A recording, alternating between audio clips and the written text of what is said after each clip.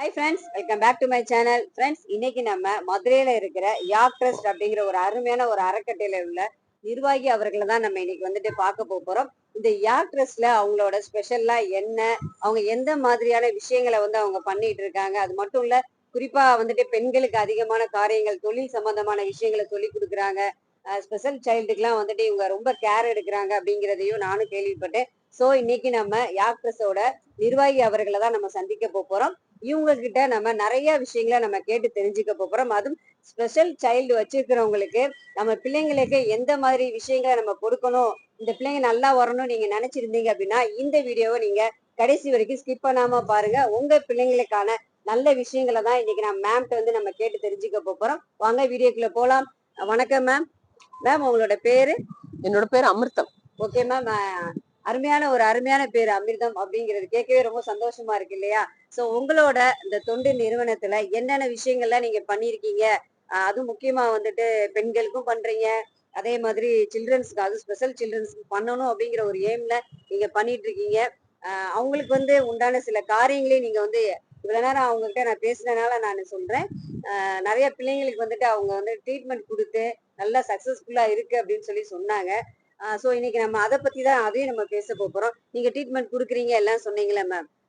முதல்ல நம்மளோட இடம் எங்க இருக்கு அப்படின்னு சொல்லி கேட்டுடலாம். இந்த யாக் ட்ரஸ்ட் வந்து எந்த இடத்துல மேம் இருக்கு, எந்த ஊர்ல இருக்கு? இது வந்து மதுரையில வந்து கரிசல்குளம் ஃபாட்டிமா காலேஜுக்கு அடுத்த பஸ் ஸ்டாப். கரிசல்குளத்துல ராமணி நகர் செகண்ட் ஸ்ட்ரீட்ல ஃபர்ஸ்ட் இருக்கு. அந்த யாக் ட்ரஸ்ட்ல வந்து நீங்க என்னென்னலாம் வந்து பண்ணிட்டு இருக்கீங்க உங்க அறக்கட்டளையில? நாங்க என்ன பண்றோம்னா, முக்கியமா பெண்கள், அடலசன்ட் கேர்ள்ஸ், அதாவது வளரிளம் பெண்கள், இவங்க 2 பேருக்காகவும் தற்சமயம் இருக்க பெரிய பிரச்சனை என்ன அப்படின்னா பிசிஓடி, யூட்ரஸ் ப்ராப்ளம், பீரியட்ஸ் ரெகுலரா வரல, மாதவிடாய் ப்ராப்ளம் இருக்கு. இந்த மாதிரி விஷயங்களுக்கு மாற்று மருத்துவ மூலம் நிரந்தர தீர்வுக்கான வேலை பார்க்கிறோம். கர்ப்பப்பை எடுத்தவங்களுக்கு எப்படி தங்களோட உடம்ப மெயின்டைன் பண்றதுன்னு தெரியல, எப்படி நம்ம அந்த கர்ப்பப்பை எடுத்த பிரச்சனையில இருந்து வெளியில வர்றதுன்னு தெரியல, அதுக்கான கவுன்சிலிங்கும், கர்ப்பப்பை எடுக்க விடாம பெண்களை எப்படி தடுக்கிறது. இப்ப கேன்சர்னா ஒரு பிரச்சனை இருக்குன்னா அதை எடுக்கலாம். ஆனா ஒரு சின்ன கட்டிக்கு, நீர் கட்டிக்கு தீட்டு நிறைய போகுது, இதுக்காக யூட்ரஸ் எடுக்கிறோம் அப்படிங்கிறது வந்து தேவையில்லாத ஒண்ணு. இன்னொன்னு என்னன்னா, அதை எப்படி ப்ரிவென்ட் பண்ணலாம், உணவு மூலமாவும் மாற்று மருத்துவம் மூலமாவும் எப்படி பண்ணலாம் அப்படிங்கிறத சொல்லி கொடுக்குறோம். நிறைய பேரை நாங்க வந்து யூட்ரஸ் எடுக்க விடாம, கர்ப்பப்பை எடுக்க விடாம தடுத்திருக்கிறோம். எல்லாருமே நல்லாவே இருக்கிறாங்க, இன்னுமே நல்லாவே இருக்கிறாங்க. இது உணவு மூலமா மக்களுக்கு அவங்கள சரி பண்ணிக்கிற விஷயங்களை சொல்லி கொடுக்குறோம். ஓகே, இந்த உணவு மூலமா யூட்ரஸ் வந்து நம்மளால சரி பண்ண முடியும்னு சொல்றீங்க இல்லையா? ஆனா இன்னைக்கு வந்து மோஸ்ட்லி பெண்கள் வந்துட்டு ஒரு சின்ன ப்ராப்ளம், யூட்ரஸ் வந்து உங்களுக்கு எடுக்கணும்னு சொன்னோடனே அதை வந்துட்டு அவங்க யூட்ரஸ் வந்து எடுத்துறாங்க. அதுக்கப்புறம் உள்ள ப்ராப்ளம்ஸ் எல்லாம் நிறைய ஃபேஸ் பண்றாங்க. ஆனா நீங்க இப்போ வந்து அருமையா சொன்னீங்க, யூட்ரஸ் வந்து எடுக்க தேவையில்ல, நம்ம ஃபுட்டாலே நம்ம வந்து கொண்டு வரலாம் அப்படின்னு சொல்லிட்டு. இது வந்து கண்டிப்பா அந்த வீடியோ பாக்குறவங்களுக்கு ஒரு சந்தேகம் இருக்கும், அது எப்படி வந்து, அதாவது 6 சுவை உணவு இருக்கு. 6 சுவை உணவுல இப்ப இருக்கிற பெண்கள் அதிகமா சேர்த்துக்கிறது என்னன்னா இனிப்பு, புளிப்பு தான் ரொம்ப சேர்த்துக்கிறாங்க. துவர்ப்புங்கிற உணவையே யாருமே சேர்த்துக்க மாட்டேங்கிறாங்க. துவர்ப்பு வந்து தீட்டு போறதான் நிப்பாட்டமே தவிர, அதே மாதிரி கர்ப்பப்பைய ஸ்ட்ரென்தன் பண்ணும். ஒரு உதாரணத்துக்கு, இப்போ எனக்கு பீரியட்ஸ் ரெகுலராவே இல்ல அப்படின்னா, நாட்டு மாதுளை வாங்கி தொடர்ந்து 45 நாள் மார்னிங் எம்டி ஸ்டொமக்ல குடிச்சா அவங்களுக்கு பீரியட்ஸ் ப்ராப்ளம் வித்தியாசப்படும். வெள்ளப்படுறதுக்கும் இது சரியா இருக்கும். அதே மாதிரி ரொம்ப தீட்டு போறவங்க மாதுளம்பழம் குடிக்க கூடாது. வாழைப்பூவை வெறுமனை அரைச்சு அப்படியே குடிச்சாங்கன்னா அதுவா ஸ்டாப் ஆயிடும். அதாவது ஒரு கர்ப்பப்பை வந்து ஒரு ஒரு டாக்டர்கிட்ட பேசும்போது கர்ப்பப்பை அழுகுது, கர்ப்பப்பை அழுகுறதுதான் ரத்தம்னா, மூக்குன்னா சளி வரத்தான் செய்யும், கர்ப்பப்பைனா ரத்தம் வரதான் செய்யும். அது நிக்க போகும்போது கட்டாயமா நிறைய ப்ளீடிங் போகத்தான் செய்யும். அதை எப்படி ப்ரிவென்ட் பண்ணணும்னு பார்க்கணும். அதே மாதிரி பெண்களுக்கு ஹெச்பி குறைஞ்சுக்கிட்டே போகும். அந்த ஹெச்பி குறையறதுனால வர அசதினாலேயே ஐயோ இதை எடுத்துருவோம் அப்படின்னு நினைக்கிறாங்க. ஆனா ஒரு கர்ப்பப்பை எடுக்கிற பெண் யூட்ரஸ் எடுத்துட்டா உடலாலும் மனதாலும் 75% நோயாளியா ஆக்கப்படுகிறாள் என்பது என்னோட பிஹெச்டியோட முழுமையான ப்ரூவிங். அப்ப வந்து யூட்ரஸ் நம்ம எடுக்காம வந்துட்டு பெண்கள் வந்துட்டு நம்மளோட காலங்கள் முடியற வரைக்கும் யூட்ரஸ் கட்டாயமா எடுக்க கூடாது, இருக்க முடியும். அது நம்மளோட சாப்பாடால நம்மளால அது முடியும். யூட்ரஸ் எடுக்க நம்ம வந்து தேவையில்லை அப்படிங்கறத இவங்க வந்துட்டு அழகா நம்மளுக்கு சொல்றாங்க. இப்போ உணவு மட்டும் ஒரு முறை இல்ல, மனதும் ஒரு முறை. கண்டிப்பா. ஏன்னா பீரியட்ஸ் நிக்க போறதுக்கு 5 வருஷத்துக்கு முன்னாடியே மேனிஃபெஸ்டல் சிம்டம் சொல்லுவாங்க. ஒரே ஒரு கொஸ்டின் மேம், இன்னைக்கு வந்து பெண்களுக்கு வந்து நிறைய ப்ரெஷர் இருக்கு. ஒண்ணு ஃபேமிலிய பாக்கணும், பிள்ளைங்களை பாக்கணும், அது போக வந்து குழந்தை பிறந்த பிறகு பெண்களுக்கு உள்ள உடல் ரீதியான நிறைய மாற்றங்களும் வருது. ம். அப்ப நிறைய குழப்பங்கள்லாம் இன்னைக்கு இருக்காங்க. மன அளவுலயே வந்து பாதிக்கப்படுறாங்க. அது வந்து சில பெண்கள் வந்து வெளியில சொல்ல முடியாம வந்து இருக்காங்க. இல்ல அந்த மாதிரி உள்ளதுக்கு நீங்க உங்களால ட்ரீட்மெண்ட் வந்து எப்படி குடுப்பீங்க? அதாவது ஒரு ஒரு உடம்புல ஒரு உறுப்பு பாதிக்கப்படுதுன்னா இது எப்படின்னா நேரடியா உறுப்பு பாதிக்காது, மனசுல இருந்து தான் உறுப்பு பாதிக்கும். அப்போ உடம்பு பிரச்சனையாகும் போது இது பெண்ணுக்கு ஒரு வித்தியாசம் என்னன்னா தீட்டு நிறைய போகும்போது ஹெச்பி லோ ஆகும். அப்ப ஹெச்பி லோ ஆகும்போது இன்னுமே பிரச்சனை ஆகும். அப்ப மனக்குழப்பமும் இருக்கும், உடல் பிரச்சனையும் இருக்கும். அது ரெண்டையும் ஒருங்கிணைக்கிறதுக்காக தான் நாங்கள் மையம் பெண்கள் நல மையம் அப்படிங்கிறத உருவாக்கி இனி வர்ற காலங்கள்ல பெண்கள் யூட்ரஸ் எடுக்கிறதையோ பிசிஓடி காலம் பிரச்சனையோ எப்படி இதை சரி பண்ணலாங்கிற தீர்வுக்காக தான் இந்த மையம் நாங்க ஆரம்பிக்கிறோம். அறக்கட்டளையோட இன்னொரு ஒரு முக்கியமான விஷயம் அவங்க அதுல என்ன பண்ணிட்டு இருக்காங்க அப்படிங்கறதையும் நம்ம கேட்டு தெரிஞ்சுக்க போறோம். மேம், உங்க ஆக்ட்ரஸோட இன்னொரு ஒரு பணி, ஒரு அருமையான ஒரு பணி பண்ணிட்டு இருக்கீங்க அப்படின்னு சொல்லி கேள்விப்பட்டேன் நானும். சோ உங்களோட இன்னொரு ஒரு அந்த ஒரு அற்புதமான அந்த பணி என்ன மேம்? இன்னொரு ஒரு செயல்பாடு உங்களோட ஆஹ் அறக்கட்டளையோட இன்னொரு, அதாவது பெண்களுக்கு உண்டான செயல்பாடு ஒரு பக்கம் இருந்தாலும் இன்னொரு ஒரு இம்பார்ட்டன்டான ஒரு செயல்பாடு நானும் கேள்விப்பட்டேன், நானுமே பார்த்தேன். அதை உங்க மூலமா நாங்க தெரிஞ்சுக்கிறதுல சந்தோஷப்படுறோம். கொஞ்சம் சொல்லுங்களேன். இப்போ குழந்தைகளுக்கான ஒரு ஸ்கூல் வச்சிருக்கோம். அது பேர் என்னன்னா holistic healing happy special school. அதாவது ஒரு மன வளர்ச்சி குன்றிய மனம் பாதிக்கப்பட்ட குழந்தைகள் வந்து இப்ப நம்ம நிறைய இடத்துல பரவலா பாக்குறோம். எப்படி ஒரு வீட்டுல ஒரு பிள்ளை இருக்கு, இது என்ன பண்றாங்கன்னா தெரப்பி தெரப்பி தெரப்பின்னு தெரப்பி கூட்டிட்டு போறாங்க. நாங்க என்ன பண்றோம்னா ஒரு தாய் கருவுறும் போது அந்த தாய்க்கு என்ன பிரச்சனை இருந்ததோ அந்த பிரச்சனையோட இம்பாக்ட் தான், அந்த பிரச்சனையோட வெளிப்பாடு தான் அந்த குழந்தை. இப்போ ஆர்டிசம் அப்படின்னு கேட்டீங்கன்னா ஆர்டிசத்தோட தமிழ் ஃபார்ம் என்ன அப்படின்னா வேறு உலகத்தில் இருப்பவர். அப்போ ஒரு குழந்தை வேறு உலகத்தில் இருந்ததுன்னா அது இருந்த உலகம் எது, அந்த உலகத்துல என்ன பிரச்சனைனா அது தாயோட கருவறையில தான் இருந்தது. அப்போ ஒரு தாய் கருவுறும் போது மனதிலையும் உடலையும் என்ன ப்ராப்ளம் இருந்ததோ அதோட குறைபாடுல தான் இந்த குழந்தைங்க இருக்காங்க. இப்ப எங்க ஸ்கூலோட ஸ்பெஷல் என்ன அப்படின்னா எந்த தெரப்பியுமே கொடுக்காம, அதாவது தெரப்பிங்கிறது கொடுப்போம், ஒரு குழந்தைக்கு புரிதல் கொண்டு வந்த பிறகுதான் தெரப்பி கொடுப்போம். இப்போ ஒரு குழந்தை ஓடிக்கிட்டே இருக்குன்னா அந்த குழந்தைய நாங்க உட்காருன்னு கண்ட்ரோல் பண்ண மாட்டோம். ஏன் அப்படின்னா அதோட இயல்பு அதுவா இருக்குன்னு, அது யாரா இருக்குன்னு கண்டுபிடிப்போம் போதும் அதுக்கு மருத்துவம் கொடுத்த பிறகு அது அமைதியா உட்கார்ந்துக்கிறோம்.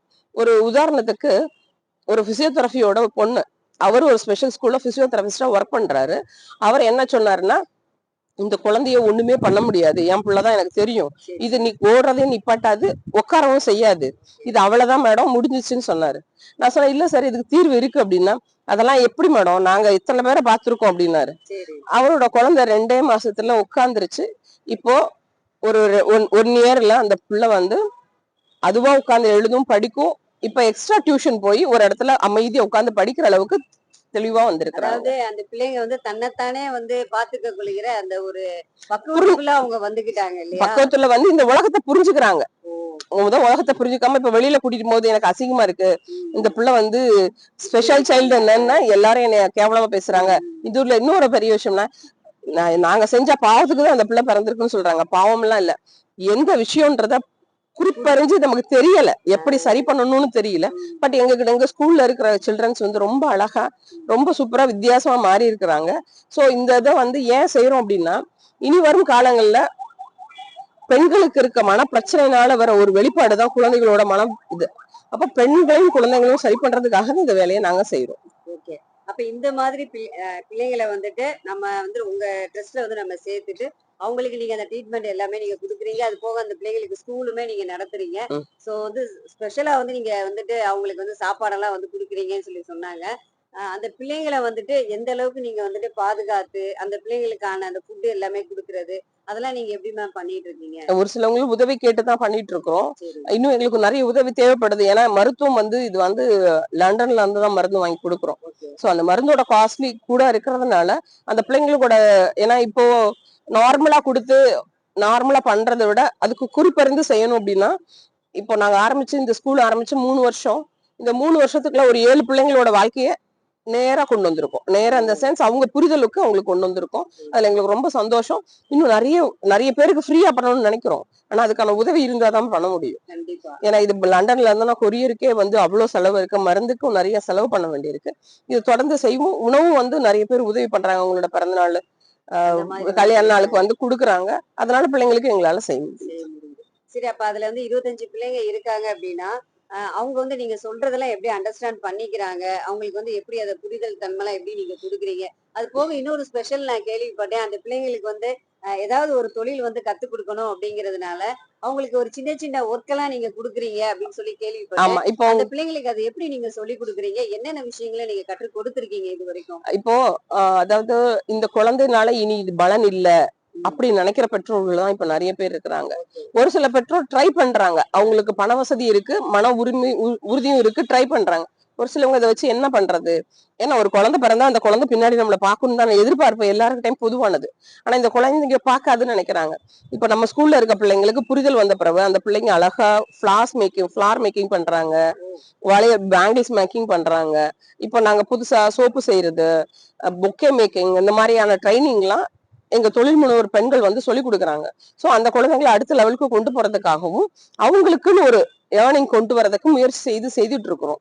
ஏன் அப்படின்னா அந்த பிள்ளைங்க ஓடிட்டே இருந்த பிள்ளைங்களுக்கு உட்கார சிட்டிங் டாலரன்ஸ் உட்கார தன்மையே வராது. இப்போ உட்கார்றாங்க, சொல்லி கொடுக்கறது அழகா செய்யறாங்க. அது சோ புரிஞ்சுக்கிற இவங்களுக்கு தன்மை அவங்களுக்கு இருக்கு. வந்துருச்சு. ஓ! ஒரு ரிப்போர்ட் எழுத வந்த ஒரு சார் வந்து இது வந்து ஸ்பெஷல் ஸ்கூல்னு சொல்றீங்க, ஆனா இது ஸ்பெஷல் ஸ்கூல் மாதிரியே இல்ல.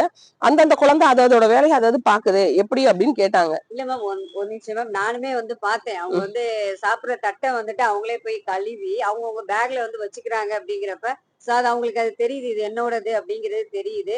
அதுமாரி பூ கோர்க்கிறப்பலாம் வந்து பார்க்குறப்ப, அவங்க ஒர்க் என்னவோ அத மட்டும் கரெக்ட்டா வந்து செய்றாங்க. இது மாரி நீங்க நெறைய விஷயங்கள் அந்த பிள்ளைங்களுக்கு நீங்க பண்ணிட்டு இருக்கீங்க.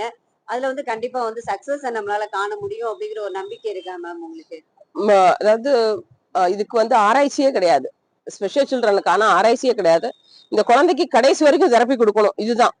ஆனா அந்த குழந்தை புரிதலோட இருக்குன்னா எங்கேயுமே புரிதல் வந்துருச்சு அப்படின்னு சொல்றதுக்கு எங்கேயுமே கேட்க முடியல.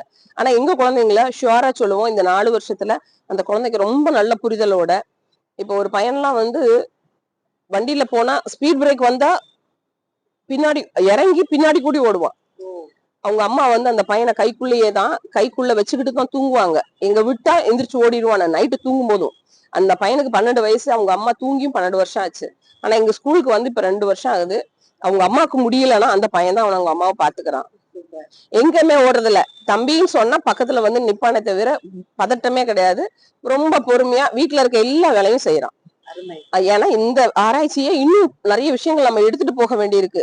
ஏன்னா இது முடியாதுன்னு நினைக்கிறவங்க தான் இங்க இருக்கிறாங்க. இல்ல, இப்ப சமுதாயத்துல முக்காவாசி ஸ்பெஷல் சைல்டு அப்படின்னாலே அவங்க வந்துட்டு கொஞ்சம் தனி பார்வையிலையும் இந்த பிள்ளைங்க இப்படிதான் அப்படிங்கிற ஒரு இதுலயும் கண்ணோட்டத்திலயும் தான் எல்லாருமே வந்து இருக்காங்க. ஆனா இப்ப உங்ககிட்ட நான் பேசுனது தெரிஞ்சுக்கிட்ட ஒரே ஒரு விஷயம், ஸ்பெஷல் சைல்டுகிட்ட நிறைய ஸ்பெஷலான விஷயங்கள் இருக்கு அப்படிங்கிறதையும் நான் கேட்டு தெரிஞ்சுக்கிட்டேன். ரெண்டாவது அவங்களாலேயும் சில வேலைகளை செய்ய முடியும், அது நம்ம கற்றுக் கொடுக்க முடியும் அப்படிங்கிறதையும் நீங்க இந்த யாக்ட்ரஸ்ல நீங்க அதை பண்ணிட்டு இருக்கீங்க.